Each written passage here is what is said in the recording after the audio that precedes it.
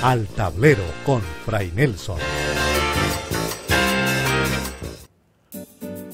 Cuando a uno le hablan de una tortura mental, la imaginación vuela inmediatamente a sitios muy distantes, por ejemplo, la China, por aquello de que hay torturas chinas, o tal vez uno se va a épocas lejanas, como la Edad Media, porque se supone que esa gente de la Inquisición tenía que ser realmente espantosa, diabólica. Lo que mucha gente no sabe es que hay torturas mentales que están sucediendo ahora mismo y en los países más desarrollados, o así se les llama. Torturas como hacer sentir a un anciano que es un inútil y que lo mejor que podría hacer en favor de la sociedad es desaparecer, quitarse de en medio. Hoy vamos a hablar de eutanasia, aquí, al Tablero con Fray Nelson. En la clase de hoy, la eutanasia. La 9ª temporada de su programa Al Tablero con Fray Nelson está dedicada al reconocimiento del valor y también a la lucha por la defensa de la vida. Hoy queremos hablar de la eutanasia. Para muchos sería una especie de derecho. Uno de los nombres que le dan es el de muerte digna. Literalmente, eutanasia quiere decir una buena muerte.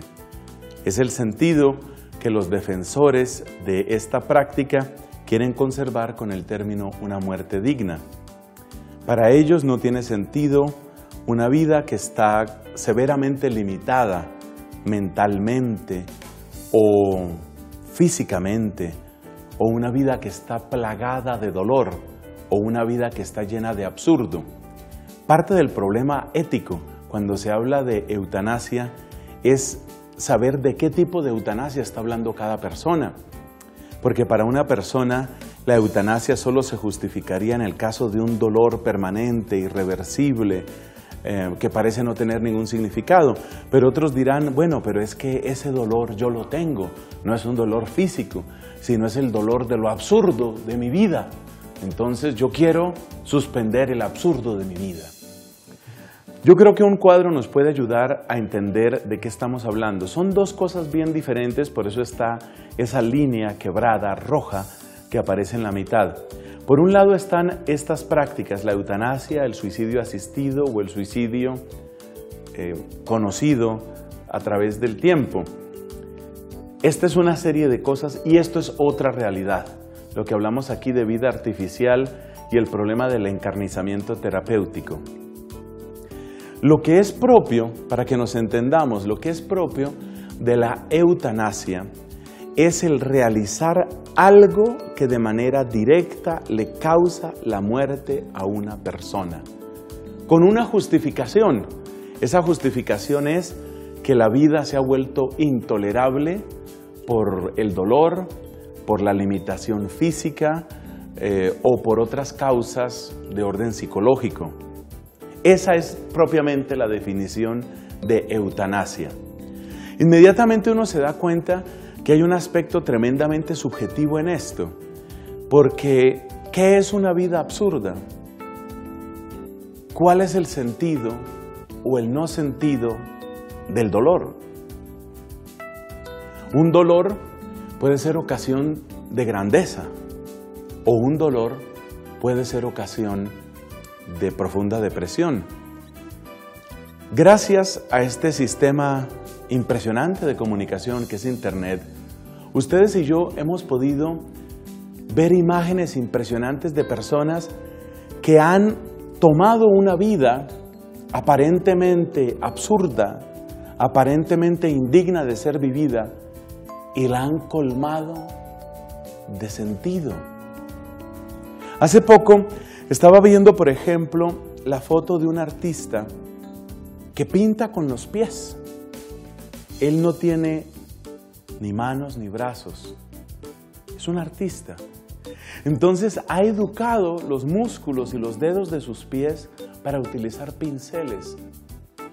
Y él utiliza sus pies con una destreza que muchos no hemos tenido y creo que jamás tendremos en nuestras manos. Entonces fíjate, esa vida, alguien diría, una persona que quiere ser artista, pero que no tiene ni manos ni brazos, quiere ser pintor, pero no tiene manos ni brazos, ¿qué le queda? Él pide la muerte, porque no le ve significado, no le ve sentido. Le parece que es absurdo vivir con esa contradicción, querer ser artista y sin embargo no tener cómo pintar. Sí lo tenía y ha hecho obras maravillosas con sus pies.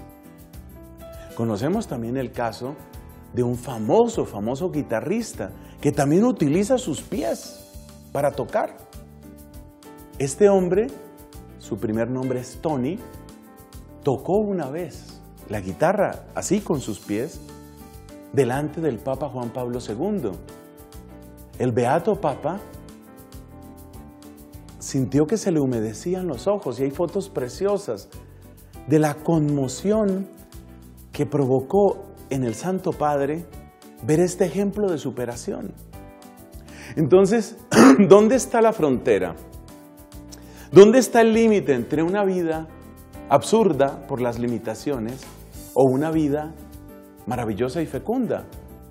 Alguien podría decir que si otro ha perdido la movilidad de sus piernas, de sus manos, si es cuadraplégico, esa es una vida absurda. Y en las noticias salen cada rato noticias, informes de personas que son cuadraplégicas y que piden a los tribunales, déjenme morir, déjenme morir. Pero resulta que uno de los cerebros más brillantes de nuestra época, una de las personas más inteligentes de nuestro tiempo, es el físico británico Stephen Hawking. Y este hombre es cuadraplégico.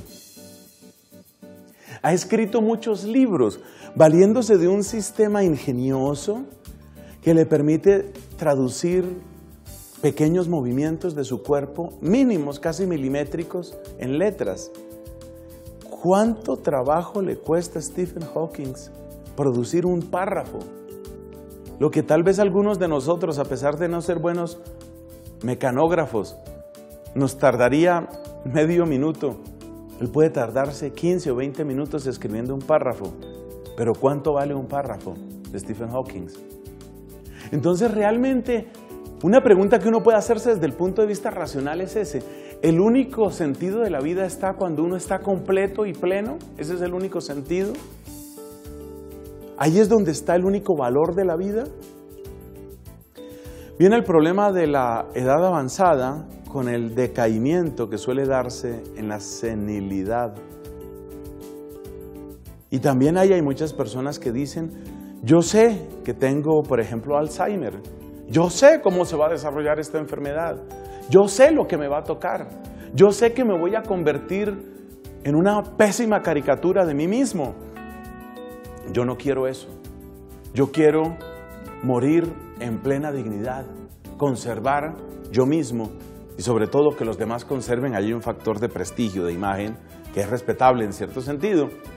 Que los demás conserven la imagen del brillo intelectual que yo siempre he tenido. Yo no quiero terminar reducido a un guiñapo y vienen todas estas expresiones. Entonces, eutanasia, muerte digna. Pero ¿cuál es el problema? El problema es que muchas veces, en las condiciones extremas de fragilidad, de debilidad, de disminución, de dolor, en esas condiciones extremas suele aparecer mejor la grandeza del ser humano y la grandeza de los que están cerca. Hay una historia que sacó lágrimas de mis ojos en su momento. Este es un hombre que visitaba a la esposa. La esposa tenía un Alzheimer ya muy avanzado. Para quienes no conocen esta enfermedad, lo principal que causa el Alzheimer es una pérdida de la memoria. Una pérdida que empieza por las cosas más inmediatas, pero que va retrocediendo, de manera que en un momento dado la persona deja de reconocer a los que tenía más cerca y deja de reconocer el uso de los objetos más cotidianos. A veces el comienzo de un diagnóstico de Alzheimer es ver que la persona hace cosas absurdas con objetos cotidianos. Por ejemplo, empieza a guardar zapatos en la nevera. No tiene sentido, pero es porque ha olvidado el uso de los objetos. Entonces, esta es la historia de un hombre que iba a visitar a un hospital, iba allá para visitar a la esposa. La esposa tenía este Alzheimer avanzado y él, pues en su casa no tenía las posibilidades de darle los cuidados que ya empiezan a requerir estas personas. Él fue allá, estuvo un tiempo con ella, le acariciaba las manos, le daba un abrazo, tenía pequeños detalles de afecto con esa mujer. Y entonces alguien que lo acompañaba y que vio toda esa devoción, toda esa ternura, le preguntó: ¿usted se da cuenta de que ella no sabe quién es usted? Una pregunta muy cruel en cierto sentido, pero una pregunta que todos podemos hacernos. Ella no se da cuenta quién es usted. Y él respondió: ella no se acuerda quién soy yo, pero yo sí me acuerdo quién es ella. Yo sí sé quién es ella. Eso es grande, eso es bello. Entonces, uno puede decir, cuando la vida se vuelve débil, cuando la vida se vuelve limitada, cuando la vida se vuelve dolorosa, ya que se acabe. Pero no son esos los momentos. Desde el punto de vista solo racional, fíjate que no he introducido razones de fe aquí. Solamente estoy hablando desde la razón. No son esos los momentos en donde se muestra más el heroísmo, la grandeza del ser humano. Hace poco vi un especial de un grupo de personas en Nueva Zelanda. Resulta que una ballena de cierta proporción se había extraviado y había encallado en la playa. Por supuesto, estos animales necesitan humedad todo el tiempo y necesitan conservar su temperatura. O sea que en cosa de horas, casi minutos, ese animal iba a morir. Entonces aparecen un grupo de voluntarios, personas que se dieron cuenta de eso y empiezan a realizar todo tipo de obras de cariño con este animalito. Por ejemplo, había que mantenerlo húmedo, entonces había que estarle echando agua encima. Y luego vaya usted a mover todas esas toneladas. Resumiendo, porque el tiempo se nos termina, después de horas lograron sacar de esa prisión de arena a este animal, pudieron devolverlo al agua. Era un animal, no era un ser humano. Pero esa unión de esfuerzos, esas horas de trabajo que quedaron registradas en video, son un testimonio hermosísimo de cómo en las circunstancias más difíciles y cuando el ser humano está en lo peor, ahí es donde también surge lo mejor. Y cómo cambia y cómo mejora el panorama en cuanto descubrimos que hay uno que se llama Jesucristo, que en lo peor de su propio dolor y en lo peor y más limitado de su condición, nos dio libertad, nos dio amor y nos dio perdón. Volvemos en unos instantes porque necesitamos humanizar la muerte, no con una falsa misericordia que apresura el deshacernos de una persona, no con esa falsa misericordia, sino con la verdadera, la que surge de la recta razón y del testimonio de Jesús. Ya regresamos con Al Tablero con Fray Nelson. Seguimos con Al Tablero con Fray Nelson. Al Tablero con Fray Nelson es el nombre de nuestro programa y es también nuestro correo electrónico. Si quieres ponerte en contacto con nosotros, ya sabes lo que tienes que hacer. Mira, toma el nombre de este programa. Al Tablero con Fray Nelson. Así como se oye, no tiene espacios, no tiene guiones. Al Tablero con Fray Nelson, @cristovision.org. Ahí nos puedes escribir, por favor, para tus preguntas, tus sugerencias, tus comentarios, también tus voces de ánimo, que hacen mucho bien. Si quieres recibir evangelización católica todos los días en tu buzón, envía un mensaje a esta dirección, amigos@fraynelson.com. Aquí para la evangelización católica y aquí para recibir, para enviarnos, digo yo, tus comentarios, tus preguntas y tus sugerencias. Que Dios te bendiga.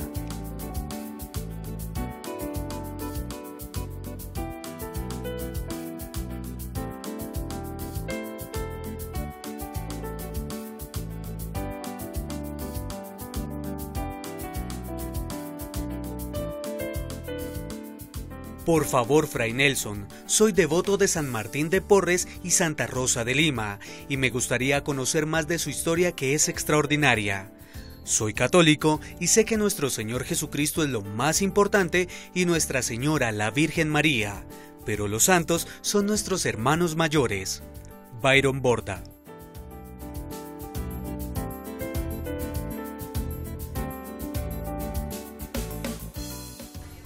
Respetado Fray Nelson, agradezco a usted sus enseñanzas a través del programa y agradezco al canal Cristovisión por estos espacios y programas tan importantes para la educación en la religión católica.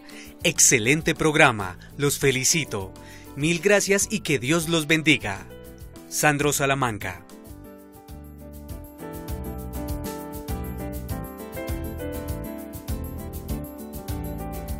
Eutanasia es una palabra que se apoya en dos raíces griegas y que significa la buena muerte.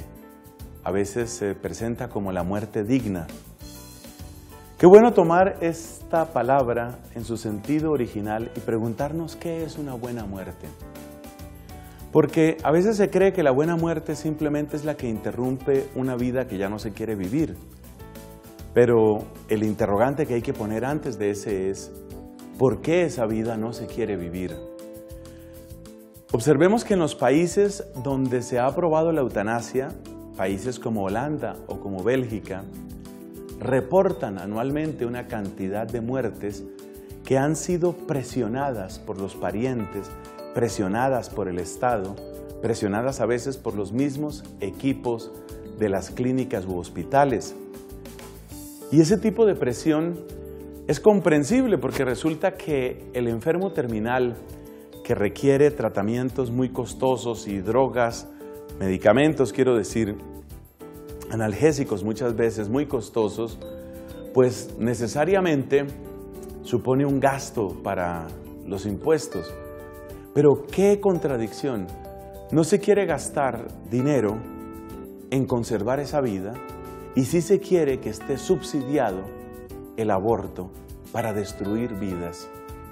O sea, démonos cuenta de esa manera verdaderamente tenebrosa de manejar la economía en muchos países. Por un lado, repito, se predica que el aborto debe ser libre y debe ser gratuito, es decir, que los impuestos de todos tienen que cubrir los gastos y tienen que dar el dinero por sus servicios homicidas, pero servicios de los médicos y enfermeras que colaboran en la eliminación de seres humanos en los abortuarios. O sea que por una parte, para eso sí hay dinero, pero por otra parte, no gastemos dinero en sostener una vida que sufre.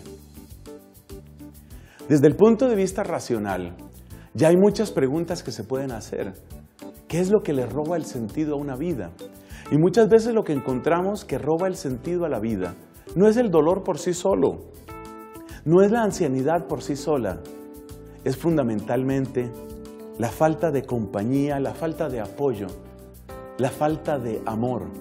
Fíjate que sentir uno que la propia vida tiene sentido, tiene significado, no es algo que se da gratuitamente. Yo siento que mi vida tiene significado porque alguien le da significado.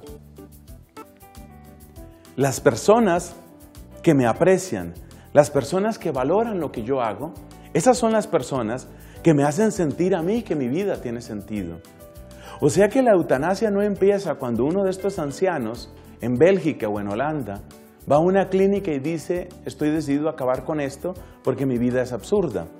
O cuando una persona va para lo que se llama el suicidio asistido, la persona que va por ejemplo, a Suiza es famosa por eso, para ir allá y decir: no le veo sentido a esto, mátenme, fijemos una cita para mañana y ustedes me duermen y luego me matan.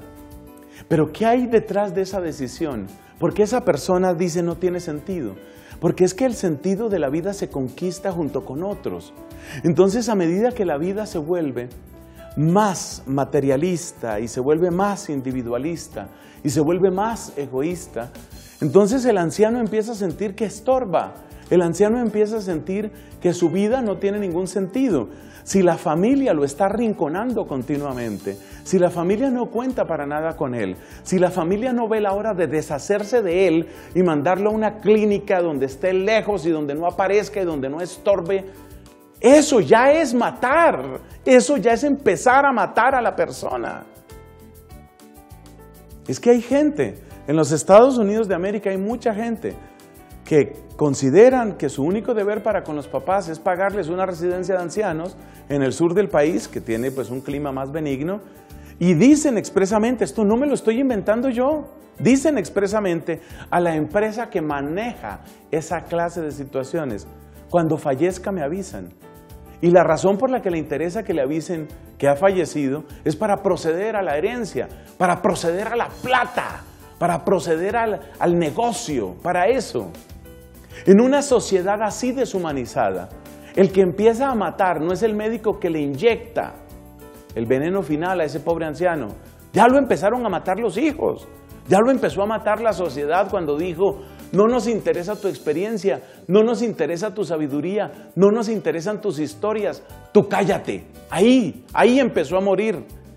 Y luego esa persona a la que todo el mundo le ha hecho sentir que es un estorbo, pues se le dice, mira, pues el Estado aquí permite que te mates, ¿no? Es decir, ninguno de nosotros quiere que tú vivas. Y además hay muchos modos fáciles, muchos modos muy sencillos de que te elimines. ¿Qué dices? A ver, ¿qué dices, abuelito? Nadie quiere que tú vivas. Estás estorbando mucho. ¿Qué dices, abuelito? Abuelito, no tienes nada que decir porque nadie quiere que vivas. Y es muy barato matarte y es muy costoso sostenerte. ¿Qué dices, abuelito? ¿Qué dices? Eso es Bélgica. En términos de ancianos. Eso es Holanda. ¿Qué dices, abuelito?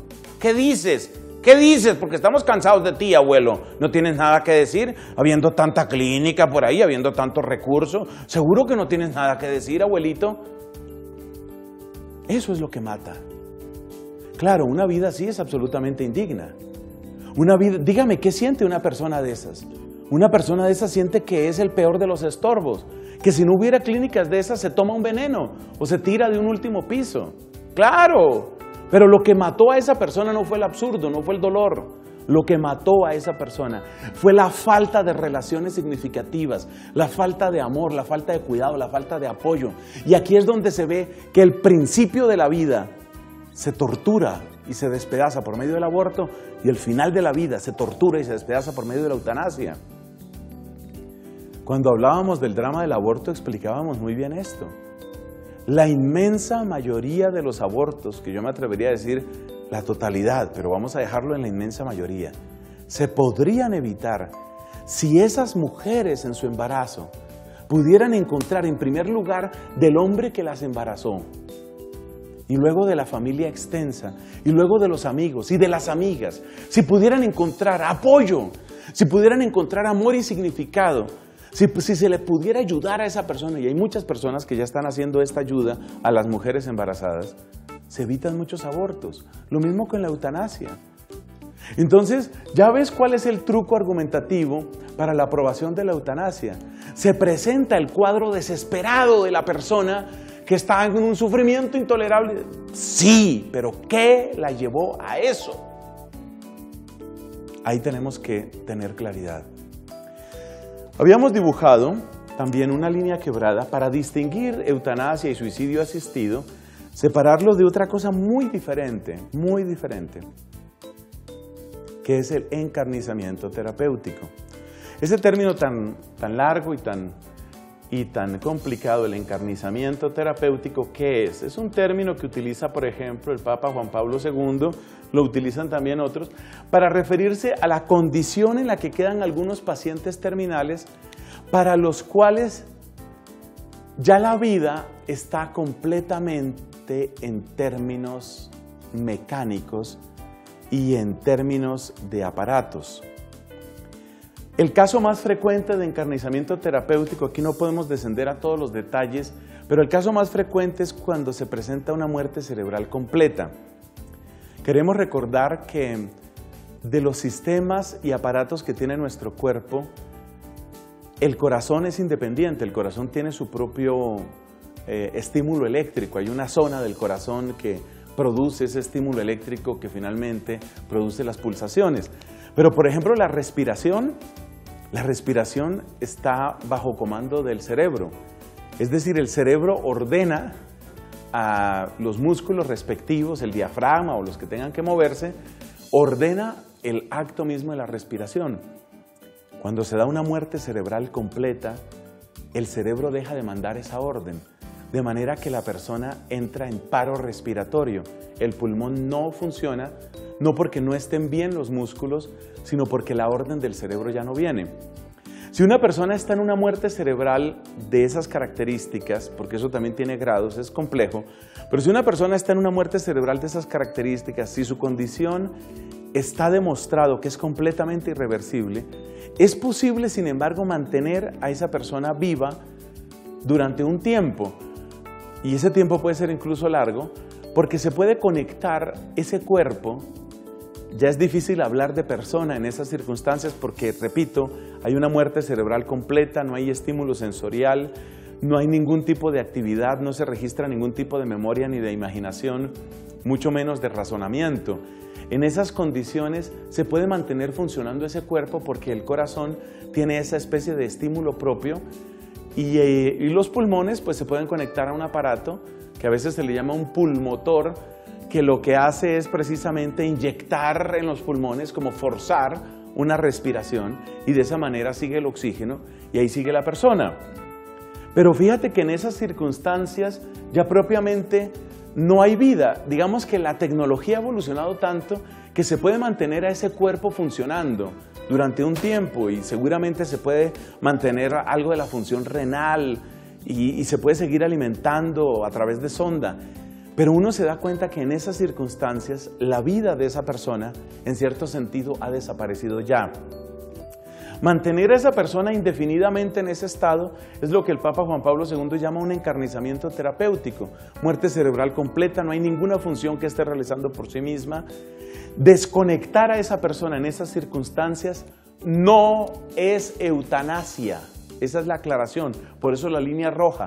No es eutanasia. Cuando la vida es completamente artificial, cuando hay una muerte cerebral completa, cuando la persona no está viviendo por sí misma en ningún sentido posible del término, sino que son simplemente los aparatos los que mantienen ese cuerpo funcionando, ahí es donde se habla de encarnizamiento terapéutico y donde se dice que desconectar a la persona no es eutanasia. Tampoco es eutanasia cuando la tecnología médica permite aliviar el dolor, incluso si el alivio de ese dolor puede implicar, por los medicamentos utilizados, puede implicar que se acelere un poco la muerte. Ahí entra un tema moral muy interesante que se llama el principio del doble efecto. No es que se esté produciendo la muerte de la persona, se sabe que puede acelerarse un poco la muerte, que puede acercarse un poco la muerte, pero es por esa tecnología que se llama clínica del dolor que hace que la persona pueda sobrellevar mejor esos momentos últimos de su existencia. La clínica del dolor llevada con responsabilidad no es eutanasia. Desconectar a una persona por evitar encarnizamiento terapéutico no es eutanasia. Eutanasia, suicidio asistido, implica el acto voluntario y directo que produce la muerte de una persona por justificaciones que, según vemos, finalmente se reducen a que no hay justificación. Es decir, nuestro egoísmo como sociedad llega a un punto en el que arrincona a la gente de cara a la muerte y luego se les da una patada. Eso no lo puede aprobar la ley. Y todo cristiano y católico tiene que tener conciencia de que la eutanasia desdice la dignidad humana y, por supuesto, es radicalmente contraria a nuestra fe cristiana.